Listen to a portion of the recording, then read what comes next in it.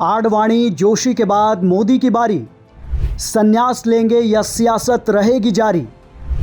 मोदी 75 के बाद छोड़ेंगे पीएम का पद। भारतीय प्रधानमंत्री नरेंद्र मोदी 75 साल के हो चुके हैं। पूरे देश और दुनिया में उनके चाहने वालों की भरमार है।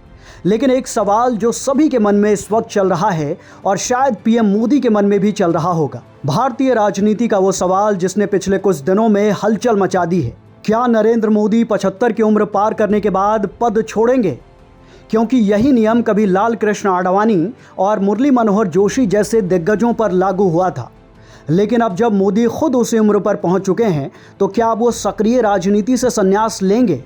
आज इन्हीं सवालों के जवाब ढूंढने की कोशिश करेंगे, इसीलिए वीडियो में अंत तक बने रहिए। साल था 2014। देश की राजनीति में एक बड़ा मोड़ आया। बीजेपी ने लोकसभा चुनावों में प्रचंड जीत हासिल की। गुजरात से दिल्ली तक का सफर तय कर नरेंद्र मोदी प्रधानमंत्री की कुर्सी पर बैठे। केंद्र में नई सरकार बनी, नया मंत्रिमंडल बना, लेकिन उसी वक्त एक बड़ा सियासी संदेश भी दिया गया।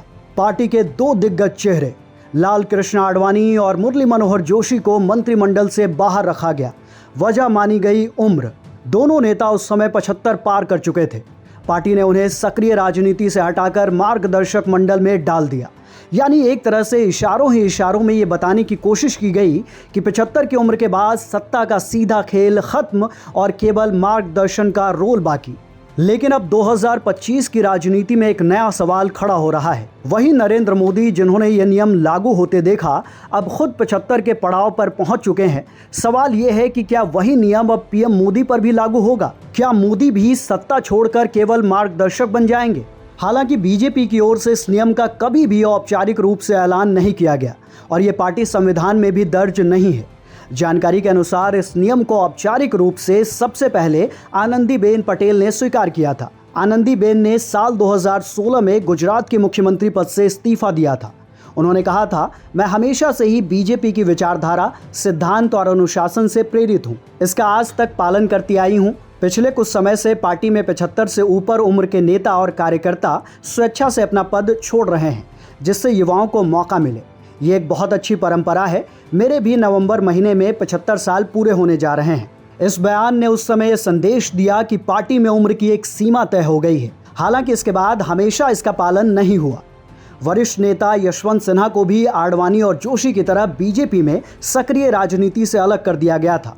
तब उन्होंने कहा था कि प्रधानमंत्री मोदी ने 2014 में सत्ता में आने के बाद सारे 75 से ऊपर नेताओं को ब्रेन डेड घोषित कर दिया है।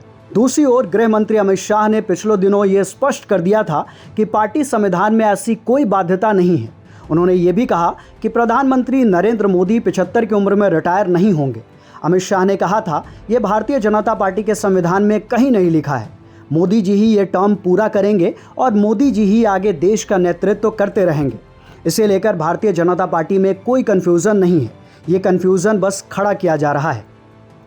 पार्टी में एक बड़ा तबका है जो ये मानता है कि मोदी सिर्फ एक प्रधानमंत्री नहीं, बल्कि बीजेपी की सबसे बड़ी ताकत है।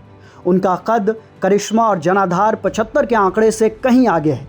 ऐसे में पार्टी के लिए उन्हें साइडलाइन करना आसान नहीं होगा।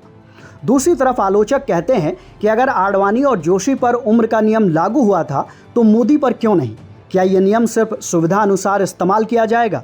राजनीति में कुछ भी स्थायी नहीं होता है, परिस्थितियां बदलती रहती हैं।